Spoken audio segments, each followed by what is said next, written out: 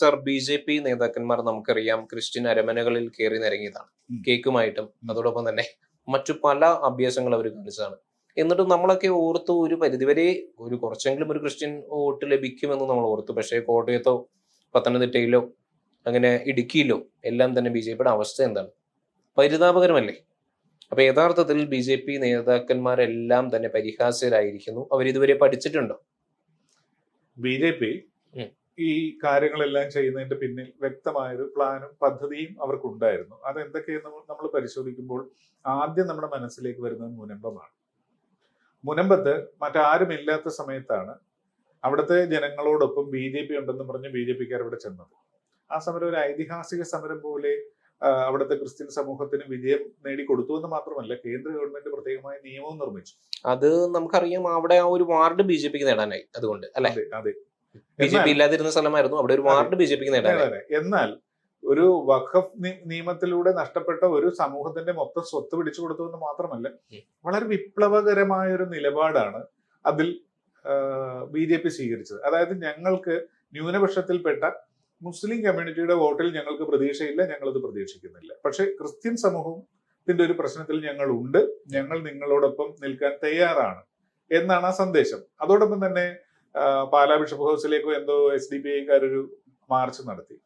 അപ്പോഴും ബി.ജെ.പിക്കാർ അവിടെ വളരെ ശക്തമായിട്ട് ഇടപെട്ടു. ഇവര് പ്രതീക്ഷിക്കുന്ന ഒരു കാര്യം എന്ന് പറയുന്നത്, ബി.ജെ.പി പ്രതീക്ഷിച്ചൊരു കാര്യം എന്ന് പറയുന്നത്, ആഗോളതലത്തിൽ ക്രിസ്ത്യാനിറ്റി വലിയ അപകടം നേരിടുന്നുണ്ട്. അത് മുസ്ലിം സമൂഹത്തിൽ നിന്നോ അല്ലെങ്കിൽ മുസ്ലിം സമൂഹത്തിലെ തീവ്രവാദികളിൽ നിന്നോ ആണ് എന്നുള്ളതൊരു പകൽ പോലെ പരക്കെ അറിയാവുന്ന ഒരു കാര്യമാണ്. അങ്ങനെയുള്ളൊരു കാര്യം ഇവിടുത്തെ ക്രിസ്ത്യൻ സമൂഹത്തിലുള്ള അത്യാവശ്യം വിവരവും വിദ്യാഭ്യാസമുള്ള ആൾക്കാരെങ്കിലും ആഗോള സംഭവങ്ങൾ ശ്രദ്ധിക്കുന്നവര് ഇത് മനസ്സിലാക്കുന്നുണ്ട്. അപ്പോൾ ഞങ്ങൾ ഇന്ത്യയിൽ ഇപ്പൊ നൈജീരിയയിലോ അല്ലെങ്കിൽ സുഡാനിലോ മറ്റും നടക്കുന്ന കൂട്ടക്കുരുതികൾക്ക് ഒന്നും ചെയ്യുന്നില്ല.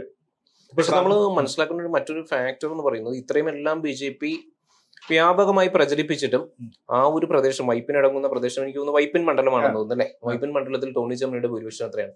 അവിടുത്തെ NDA സ്ഥാനാർത്ഥിക്ക് എത്ര വോട്ടാണ് ലഭിച്ചത്? അത് ഒരു ഇലക്ഷൻ തന്ത്രത്തില് നാം മനസ്സിലാക്കേണ്ടത്, എന്നും UDF-നൊപ്പം ആയിരുന്നു ന്യൂനപക്ഷങ്ങൾ. അല്ലെങ്കിൽ ന്യൂനപക്ഷങ്ങളെ കൈവിട്ടുള്ള ഒരു കളിക്ക് ഒരിക്കലും UDF തയ്യാറായി. ഇനിയും എനിക്ക് തോന്നുന്നു അങ്ങനെ ആ ഒരു ന്യൂനപക്ഷ വോട്ട് ബാങ്ക് UDF-നൊപ്പം തന്നെയല്ലേ നിൽക്കുള്ളൂ. അതല്ലേ ബി.ജെ.പി? അത് ബി.ജെ.പി തിരിച്ചറിയേണ്ടതാണ്. അത് പക്ഷേ ബി.ജെ.പി തിരിച്ചറിയുന്നില്ല. ബി.ജെ.പി മനസ്സിലാക്കേണ്ട ഒരു കാര്യം എന്ന് പറയുന്നത്, ഇപ്പോൾ സുവേന്ദു അധികാരിയാണെന്ന് തോന്നുന്നു, ഞാൻ അദ്ദേഹത്തിന്റെ പ്രസ്താവനയാണെന്നാണ് ഓർക്കുന്നത്. അദ്ദേഹം പറഞ്ഞു, ഞങ്ങൾക്ക് ഇവിടെ വോട്ട് നൽകിയത് മുസ്ലിങ്ങളല്ല, ഹിന്ദുക്കളാണ്. ഇനി മുതൽ അതുകൊണ്ട് ഞങ്ങൾ ഹിന്ദുക്കൾക്ക് വേണ്ടിയുള്ള കാര്യങ്ങൾ ചെയ്യുമെന്ന് അദ്ദേഹം പറഞ്ഞു. അതൊരു തന്റേടമാണ്. പക്ഷെ ഒരു രാഷ്ട്രീയ നേതാവ് അല്ലെങ്കിൽ ഒരു രാഷ്ട്രീയ നേതാവ് അല്ലെങ്കിൽ ഒരു മുഖ്യമന്ത്രിയാകാൻ പോകുന്ന വ്യക്തി എന്നുള്ള നിലയ്ക്ക് അങ്ങനെ പറയാൻ പാടില്ലാത്തതാണ്. പക്ഷേ അത് ശക്തമായ ഒരു രാഷ്ട്രീയ തന്ത്രമാണ്. കാരണം ബംഗാളിൽ ഇപ്പോഴും അവശേഷിക്കുന്ന ബഹുഭൂരിപക്ഷം ഹിന്ദുക്കളുടെ മനസ്സിലേക്ക് ആഴത്തിൽ ഒരു രക്ഷക വേഷം അണിഞ്ഞ് കടന്നു ചെന്നാൽ മമതാ ബാനർജിയുടെ കാലത്ത് അവർ അനുഭവിച്ച ഹീനമായ പീഡനങ്ങളും ദുരിതങ്ങളും ദുഃഖങ്ങളും ഷാജഹാൻ ഷെയ്ഖിന്റെയൊക്കെ അല്ലെ എല്ലാം അതെല്ലാം മാറി അവര് നൃത്തം ചെയ്യുന്ന പോലീസുകാരും ഉദ്യോഗസ്ഥന്മാരൊക്കെ നൃത്തം ചെയ്യുന്ന നമ്മൾ കണ്ടല്ലോ. അപ്പൊ ബി.ജെ.പിക്ക് അവിടുത്തെ ട്രെൻഡ് അത് കറക്റ്റാ. പക്ഷെ കേരളത്തിലേക്ക് വരുമ്പോൾ കേരളത്തിൽ ഈ സുഖിപ്പിക്കൽ രാഷ്ട്രീയത്തില് ആണ് ഇവിടുത്തെ 3 മുന്നണികളും ഇവരുൾപ്പെടെ. പക്ഷെ ബി.ജെ.പി ഒരു ഹിന്ദു പാർട്ടിയാണെന്ന് എസ്റ്റാബ്ലിഷ് ചെയ്യുന്നതാണ് കേരളത്തിൽ അവർക്ക് നല്ലത്. കാരണം കേരളത്തിൽ ഹിന്ദു പാർട്ടിയാണെന്ന് എസ്റ്റാബ്ലിഷ് ചെയ്താലേ CPM കൈയടക്കി വെച്ചിരിക്കുന്ന ഗണ്യമായ ഹിന്ദു വോട്ടും കുറേച്ചധികം പരമ്പരാഗതമായിട്ട് UDF-ന്റെ കയ്യിലുള്ള വോട്ടും ഇവർക്ക് പിടിച്ചെടുക്കാൻ പറ്റുകയുള്ളൂ. പക്ഷെ അവരും വിചാരിക്കുന്നത് പറ്റുമെങ്കിൽ മുസ്ലിമിന്റെ വോട്ട് കൂടെ കിട്ടാൻ എന്ത് ചെയ്യാൻ പറ്റുമെന്നാണ് നോക്കുന്നത്.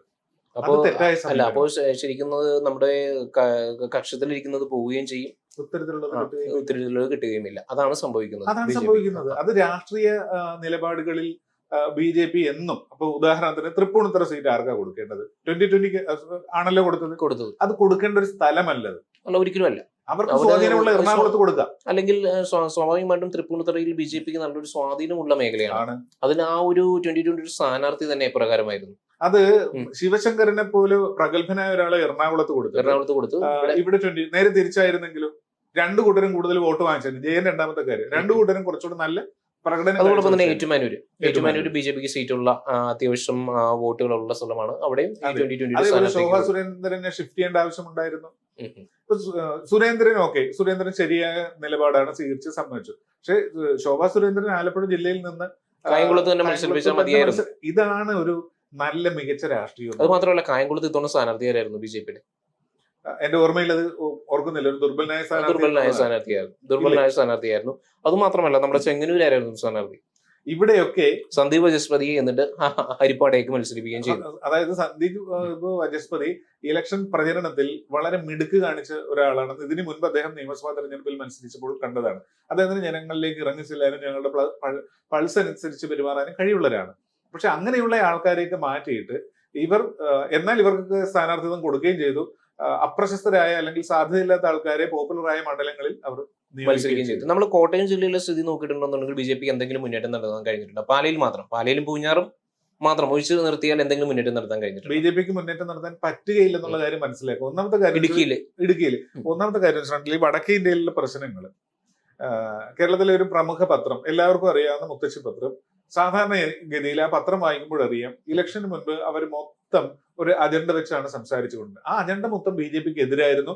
BJPയിലേക്ക് ക്രിസ്ത്യൻ വോട്ടുകൾ പോവുകയാണെങ്കിൽ അതിനെ എങ്ങനെ തടഞ്ഞു നിർത്തണം, അത് എങ്ങനെ കോൺഗ്രസ് ക്യാമ്പിലേക്ക് എത്തിക്കണമെന്ന പ്ലാനിങ്ങോട് കൂടിയാണ്. അതിന് വടക്കേ ഇന്ത്യയിൽ നടക്കുന്ന ചെറിയ സംഭവങ്ങൾ, വളരെ നിസ്സാരമായ സംഭവങ്ങൾ അവർ വെണ്ടക്കായലിൽ നിരത്തുകയും ചാനലിൽ ചർച്ചയും ചെയ്യുമ്പോൾ കൂട്ടക്കുരു നടക്കുന്ന സുഡാനിലെയും നൈജീരിയയിലെയും കാര്യങ്ങൾ അവർ മിണ്ടാതിരിക്കുന്നുണ്ട്. നമ്മുടെ രാജ്യത്തെ വിഷയം ശ്രദ്ധിക്കുക, നമ്മുടെ രാജ്യത്തെ പീഡിപ്പിക്കുന്ന വ്യക്തികളെ ശ്രദ്ധിക്കുക, അതല്ലാതെ നമ്മൾ മറ്റു രാജ്യങ്ങളിലേക്ക് കിടക്കണ്ട എന്നൊരു തരത്തിലുള്ള ഒരു അജണ്ടയും അവിടെ കടന്നുകൂടും. അപ്പോൾ ക്രൈസ്തവ സമൂഹം കൂടുതൽ ഫോക്കസ് ചെയ്യുന്ന നമ്മുടെ രാജ്യത്തിൽ നമ്മുടെ സഹോദരങ്ങളെ ആക്രമിക്കുന്ന ഈ വിഭാഗത്തിന് നമ്മൾ എന്തിനു വോട്ട് ചെയ്യണം എന്നൊരു അജണ്ട അവരിലേക്ക് ഉണ്ടാകുകയും ചെയ്യും. അതുകൊണ്ടാണ് സാർ സ്വാതന്ത്ര്യത്തിന് മുൻപേ ഉള്ള മണിപ്പൂരിലെ വിഷയം കേരളത്തിൽ മാത്രമാണ് പാതിരിമാരും കന്യാസ്ത്രീകളും തെരുവിൽ ഇറങ്ങി കത്തിച്ചത്. അത് പരസ്യമായിട്ട് അതിനെതിരെ BJPക്ക് എതിരെയായിട്ടുള്ള പ്രചരണമാക്കി കൊണ്ടുവന്നത്. ഇനി ഒരു പ്രധാനപ്പെട്ട കാര്യം കൂടെയുണ്ട്. അതായത് കേരളത്തിൽ BJPക്ക് ക്രിസ്ത്യൻ സമൂഹത്തിലേക്ക് ഇറങ്ങി ചെല്ലണമെങ്കിൽ മതപരിവർത്തനത്തിനുള്ള അവരുടെ താല്പര്യങ്ങളെ ഒരു തരത്തിലും എതിർക്കാൻ പരിവാർ സംഘടനകൾ ഒന്നും തയ്യാറാകാതെ നിന്നു കൊടുക്കണം.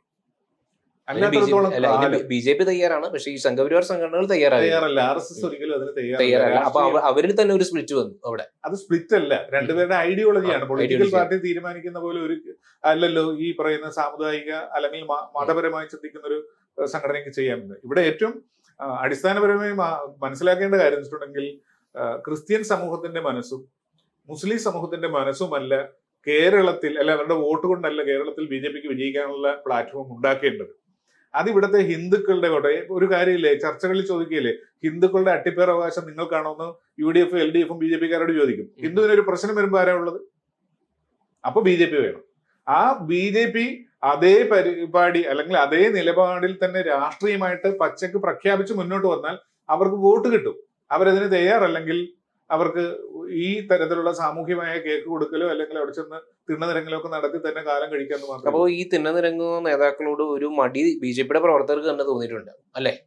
അത് സോഷ്യൽ മീഡിയ പ്ലാറ്റ്ഫോം നോക്കിയാൽ അറിയില്ല, സാറ് ശ്രദ്ധിക്കുന്നതല്ലേ എത്രമാത്രം പുലഭ്യമാണ് ഇവരതിനു വേണ്ടി കേൾക്കുന്നത്. അതൊരു ആവശ്യമില്ലാത്ത കാര്യമാണ്. അത് ഇതുവരെ വിജയിക്കാത്തൊരു തന്ത്രമാണ്. അപ്പൊ ആ തന്ത്രം തന്നെ BJP ഇനിയും പയറ്റാൻ ശ്രമിച്ചിട്ടുണ്ടെന്നുണ്ടെങ്കിൽ BJP തന്നെ തരിപ്പണമാവുന്ന ഒരു അവസ്ഥ. BJPയുടെ ജയിച്ച സംസ്ഥാനങ്ങളിലെ പാറ്റേൺ ഇതല്ല. അതാണ് അവർ ചിന്തിക്കേണ്ടത്. അതവർ ചിന്തിക്കുമെന്ന് എനിക്ക് തോന്നുന്നില്ല. കേരളത്തിലുള്ള നേതാക്കന്മാരൊന്നും ചിന്തിക്കുമെന്ന് തോന്നുന്നില്ല. നാരേന്ദ്ര സാറിന് അറിയാലോ അത്രമാത്രം. ഓക്കെ, ചിന്തിച്ചാൽ അവർക്ക്